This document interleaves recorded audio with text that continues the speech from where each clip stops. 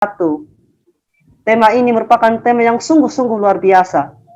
Begini loh Kak, untuk pertanyaan pertama, dalam memperingati Hari Kebangkitan Nasional di tengah pandemi saat ini, apa yang perlu kita lakukan untuk bangkit dan bersatu melawan COVID-19 yang saat ini semakin mengkhawatirkan? Dan itu kita butuhkan yang namanya persatu padu untuk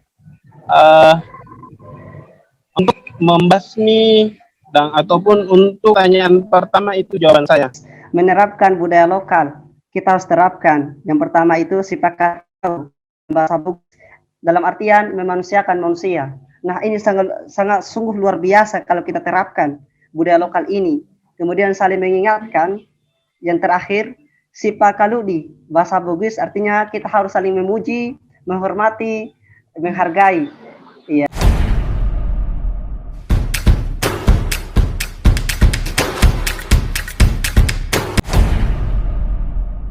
Assalamualaikum warahmatullahi wabarakatuh. Waalaikumsalam warahmatullahi. Alhamdulillahilladzi akhrajan nas minadh dhulumati ilan nur wassalatu wassalamu ala asyrafil anbiya wal mursalin Muhammadin wa ala alihi wa sahbihi ajma'in. Teman-teman yang berbahagia, puji syukur kita panjatkan kehadirat Allah Subhanahu wa taala di mana Allah telah menciptakan dualisme dunia yang mana tak akan bertahan satu tanpa satu yang lainnya, hingga kita ketahui terciptalah langit dan bumi, lautan dan daratan, miskin dan kaya, juragan dan bawahan, hingga sempurna kehidupan ini. Terus salawat dan salam kita aturkan kepada the best example of life, teladan terbaik sepanjang peradaban, siapa itu? Nabi besar Muhammad Sallallahu Alaihi Wasallam. Baik teman-teman yang berbahagia, hari ini adalah tanggal 20, di mana hari ini adalah tanggal 20 Mei, di mana tanggal 20 Mei adalah Hari Kebangkitan Nasional Indonesia. Oleh karenanya, kita akan mencoba berbincang-bincang atau bertanya-tanya kepada salah satu narasumber kita, yaitu Kak Abdul Wahid Esos, atau biasa dipanggil dengan Kak Wahid. Sekarang ini beliau adalah Ketua Dewan Majelis Musyawarah UKM LDK Al-Jami 2021 UIN Alauddin Makassar. Nah, di sini saya sendiri sebagai host atau pewawancara. Baik, langsung saja kita sapa narasumber kita. Assalamualaikum Pak. Assalamualaikum. Waalaikumsalam warahmatullahi wabarakatuh. Bagaimana kabarnya siang hari ini Kak? Alhamdulillah. Alhamdulillah baik. Baik Kak, terima kasih telah membersamai kami di podcast kali ini.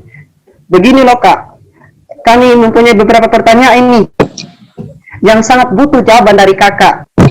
Nah, pertanyaan yang kami siapkan, iya Kak, pertanyaan yang kami siapkan ini Kak, yang berkaitan dengan Hari Kebangkitan Nasional dalam rangka memperingati Hari Kebangkitan Nasional, dan tentunya tidak keluar atau berkaitan dan tentunya berkaitan dengan tema kita, yaitu bangkit untuk bersatu. Tema ini merupakan tema yang sungguh-sungguh luar biasa. Begini loh Kak, untuk pertanyaan pertama, dalam memperingati Hari Kebangkitan Nasional di tengah pandemi saat ini, apa yang perlu kita lakukan untuk bangkit dan bersatu melawan COVID-19 yang saat ini semakin mengkhawatirkan? Terima kasih atas pertanyaannya. Sebelumnya, Assalamualaikum warahmatullahi wabarakatuh. Waalaikumsalam warahmatullahi wabarakatuh. Sebelumnya saya mengucapkan terima kasih kepada pengurus Lembaga Dakwah Kampus LDK Jami telah memberikan saya kesempatan untuk mengisi atau mengundang saya untuk mengisi podcast part 3 ini yang berkaitan dengan Hari Kebangkitan Nasional, yaitu pada tanggal 20 Mei 2021. Salawat para sahabat lalu pula kita kirimkan kepada junjungan kita Nabi Muhammad Sallallahu Alaihi Wasallam sebagai suri teladan bagi kita semua dan sebagai uswatun hasanah untuk kita semua. Baik, terkait dengan pertanyaan dari host tadi, dalam rangka memperingati kebangkitan nasional di tengah pandemi COVID-19, ini intinya saya Intinya dari pertanyaan, Iya. apa yang perlu kita lakukan untuk bangkit dan bersatu melawan COVID-19? Hartiknas atau Hari Kebangkitan Nasional menjadi momentum bangsa Indonesia untuk bersatu. Bersatu padu memutus rantai COVID-19. Sebelumnya saya karena di daerah ataupun di kampung saya jaringannya tidak terlalu memadai, jadi saya keluar dan cari tempat untuk mengisi podcast ini atau menyampaikan materi terkait dengan pertanyaan-pertanyaan dari host itu sendiri atau dari UKM materi itu. Saya memakai masker, saya di warkop sekarang. Iya, Pak. Dan untuk anunya mungkin saya lepas saja supaya kita lanjut pertanyaan jawaban dari mencoba menjawab pertanyaan dari host tadi, yaitu Iya. Hartiknas menjadi momentum bangsa Indonesia untuk bersatu bersatu padu untuk memutus rantai COVID-19. Makna dari Hari Kebangkitan Nasional itu sendiri adalah optimisme bangsa Indonesia dalam memutus mata rantai penyebaran COVID-19 sekaligus memulihkan kondisi sosial ekonomi atau tujuan peringatan 113 tahun Kebangkitan Nasional pada tahun 2021 ini adalah untuk terus memelihara dan menumbuhkan dan menguatkan semangat gotong royong.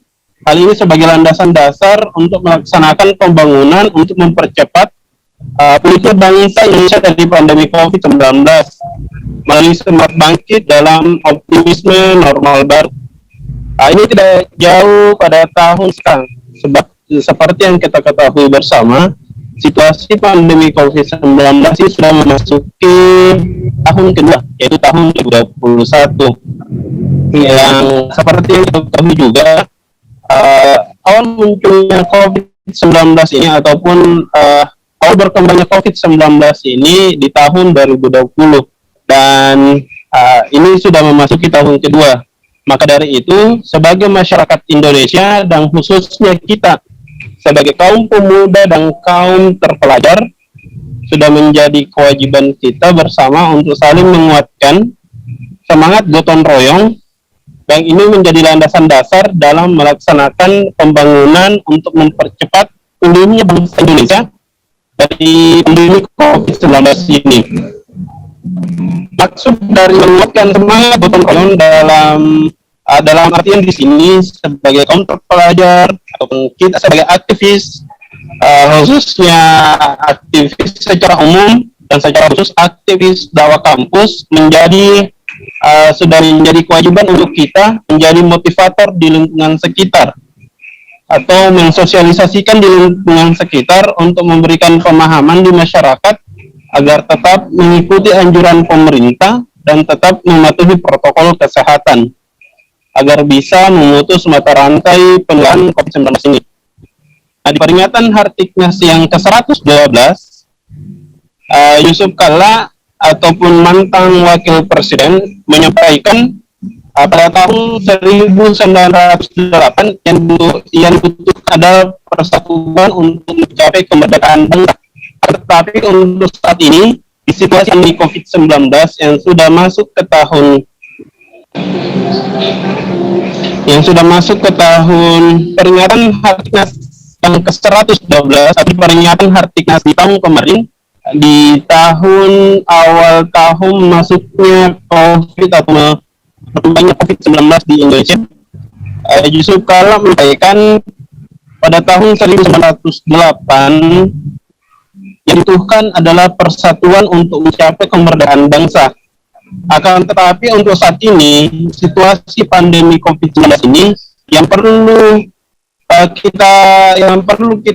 diperlukan untuk merdeka adalah masalah yaitu untuk saat ini yaitu persatuan untuk merdeka dari masalah virus COVID-19 ini. Sebab virus ini mengenai bangsa, jabatan, usia, dan kedudukan. Tidak ada seorang pun yang bisa menyelesaikan masalah virus corona ini secara sendiri. Oleh sebab itu, yang sampai menyerah untuk melawan COVID ini secara bersama-sama. Asalnya virus ini akan menyerang siapa saja namanya, atau siapa saja yang tidak mematuhi apa yang dianjurkan oleh pemerintah, mulai dari menjaga jarak, memakai masker, tidak berkerumun dan sebagainya. Dan bisa saja menularkan pada siapa saja. Maka dari itu, semangat Hartikas ini atau semangat Hari Kebangkitan Nasional ini harus menjadi semangat baru bahwa kita harus bersatu padu agar bangsa ini keluar dari masalah krisis kesehatan atau dari masalah pandemi COVID-19 ini. Nah, ini kita tidak bisa laksanakan secara sendiri. Kita tidak bisa laksanakan secara individual. Maka dari itu kita perlu adanya persatuan untuk menghadapi masalah ini. Sebab kalau kita laksanakan atau kalau kita melaksanakan atau bahas secara individual, pandemi ini tidak akan bisa terlaksana. Maka dari itu kita butuh yang namanya persatu padu untuk membasmi dan ataupun untuk memutus mata rantai penularan ini. Mungkin untuk pertanyaan pertama itu jawaban saya. Ya.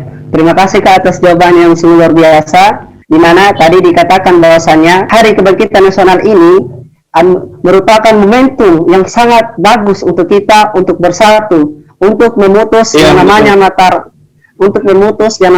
rantai COVID-19. Luar biasa. Karena kita ketahui bahwasanya COVID-19 ini tidak selesai kalau misalkan kita tidak bersatu. Dalam artian kalau misalkan kita ingin menghilangkan COVID ini, kita harus bersatu. Tidak boleh sesendiri. Betul. Terus juga Kak, yang harus kita tumbuhkan juga yang harus kita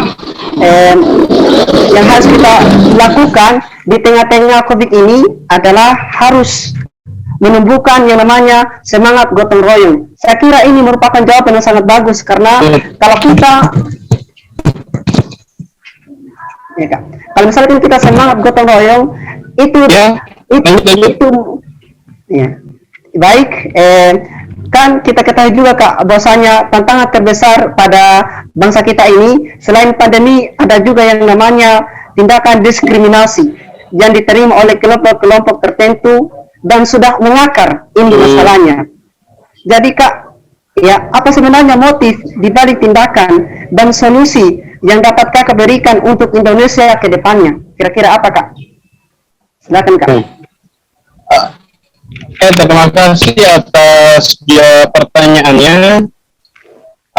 Seperti yang kita ketahui, tindakan diskriminasi atau tindakan rasisme itu seperti yang kita lihat sekarang realita yang terjadi masih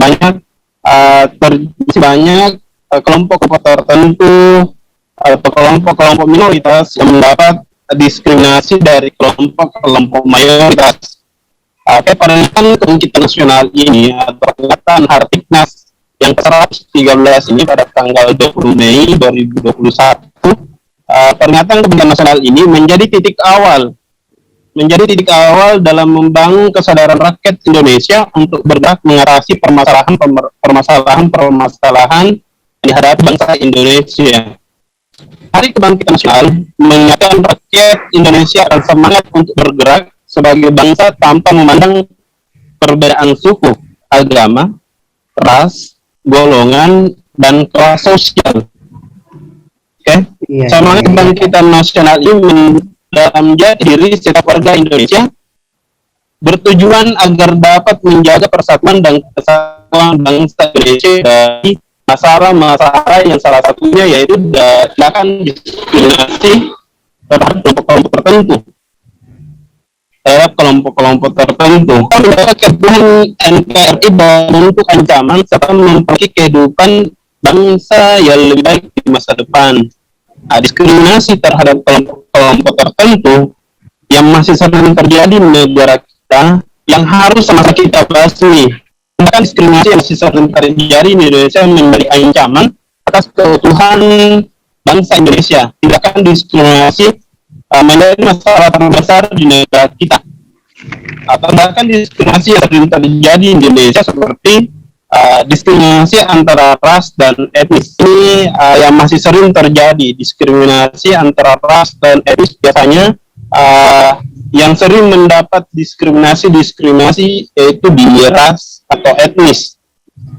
Di tahun 2008 tentang penghapusan diskriminasi ras dan etnis, Komnas HAM mencatat ada 101 pelanggaran ras dan etnis selama 2011 dan 2018. Kasusnya mulai pembatasan terhadap pelayanan publik, maraknya politik etnis dan identitas. Nah, ini yang menjadi masalah terbesar juga, itu banyaknya politik identitas atau politik etnisitas yang masih berkembang di negara kita. Padahal negara seperti yang kita tahu, negara Indonesia, negara Republik Indonesia menganut paham demokrasi. Nah, ini menjadi momok atau ini menjadi aib terbesar bagi negara yang menganut paham demokrasi, akan tetapi masih menggunakan politik etnisitas atau politik identitas. Ini menjadi tugas atau ini menjadi PR dari para politisi untuk tidak lagi melaksanakan, tidak lagi menggunakan politik identitas dalam kontestasi pemilu. Nah, ini yang bisa menghilangkan, atau ini salah satu solusi. Ini salah satu solusi untuk menghilangkan diskriminasi antara ras dan etnis itu sendiri. Yang kedua, diskriminasi antara agama. Pada tahun 2018, Setara Institut mencatat terdapat 109 peristiwa yang melanggar kebebasan beragama dan berkeyakinan. Padahal seperti yang kita ketahui, kebebasan beragama dan kebebasan berkeyakinan dan sudah diatur dalam Undang-Undang Dasar 1945 atau diatur ada regulasi yang mengatur hal tersebut terkait dengan kebebasan beragama dan kebebasan berkeyakinan. Pelanggarannya bukan cuma hanya berasal dari kalangan masyarakat saja. Dan yang ketiga, diskriminasi yang sering terjadi yaitu diskriminasi terhadap kelompok difabel atau penyandang disabilitas, masih terpinggirkan untuk mendapatkan kesempatan yang sama seperti individu lainnya. Jadi masyarakat atau kelompok yang kelompok yang disabilitas atau kelompok yang tidak sempurna dibanding dengan kita masih sering mendapat diskriminasi terhadap kita sebagai yang sempurna, individu yang sempurna. Masih sering dikerjain, masih sering diledekin. Itu salah satu bentuk diskriminasi terhadap kelompok difabel atau kelompok yang menyandang disabilitas. Nah, ini yang sering terjadi juga, diskriminasi kelas sosial. Masyarakat yang berbeda pada kelas sosial lebih rendah seringkali mendapat diskriminasi terhadap kelas sosial yang lebih tinggi. Atau dalam artian sini, masyarakat yang masih dapat di bawah garis kemiskinan masih sering mendapat diskriminasi antara masyarakat yang istilahnya antara kekayaannya lebih tinggi daripada kelas sosialnya lebih tinggi daripada kelas yang di bawah dari kemiskinan. Dalam salah satu diskriminasinya atau bentuk diskriminasi dari kelas sosial ini yaitu masyarakat yang berada pada kelas sosial lebih rendah seringkali kesulitan mendapatkan akses pendidikan dan kesehatan. Keterbatasan biaya yang dimiliki menjadi penghalang bagi mereka untuk mendapatkan hak yang seharusnya menjadi hak mereka sebagai warga negara. Karena pada dasarnya kita sebagai warga negara, yang hidupnya sama mata hukum itu perlu atau memiliki hak yang sama di mata hukum itu sendiri. Saya rasa itu jawaban saya untuk pertanyaan kedua. Terima kasih atas jawabannya. Baik, Kak. Terima kasih atas jawaban untuk pertanyaan yang kedua.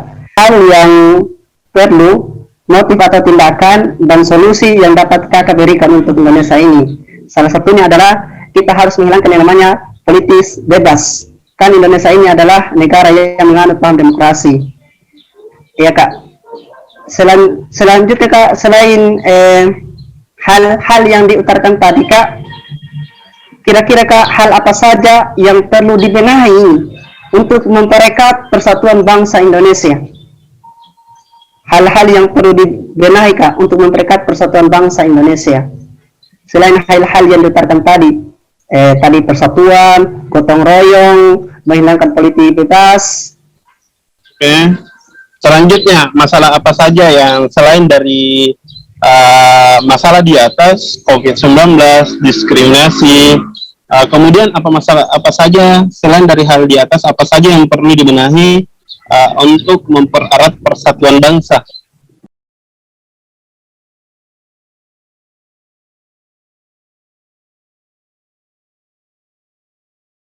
Masalah di atas dari pandemi COVID-19, kemudian masih banyaknya diskriminasi terhadap kelompok-kelompok tertentu. Yang selanjutnya yang perlu serius dibenahi di negara kita yaitu kelompok ekstremisme atau kelompok ekstremisme atau paham radikalisme yang juga menjadi musuh terbesar di negara kita. Bukan hanya musuh terbesar di negara kita, tapi ini menjadi musuh terbesar di dunia. Sebab paham ekstremisme ini atau paham radikalisme ini sangat meresahkan masyarakat Indonesia. Ini yang sama-sama yang harus kita hilangkan dan kita basmi di negara kita. Dan ini juga menjadi kewajiban kita sebagai aktivis dakwah, aktivis atau secara khusus sebagai aktivis dakwah kampus menjadi ujung tonggak untuk membasmi paham tersebut. Seperti yang kita ketahui atau seperti yang kita lihat realita yang terjadi baru-baru ini di daerah kita di Sulawesi Selatan khususnya di Makassar. Tindakan terorisme atau bom bunuh diri yang terjadi di gereja Katedral Makassar menjadi fakta nyata bahwa paham ekstremisme ini sangat dekat dengan kita, dan ini menjadi tantangan untuk kita menjaga diri, khususnya menjaga diri dari paham ekstremisme ini. Dan tantangan untuk kita untuk mensosialisasikan ke sekitar lingkungan kita atau sesama mahasiswa ataupun di masyarakat di sekitaran kita bahwa Pancasila adalah ideologi yang final. Pancasila adalah tidak ada lagi keraguan Pancasila sebagai ideologi negara kita.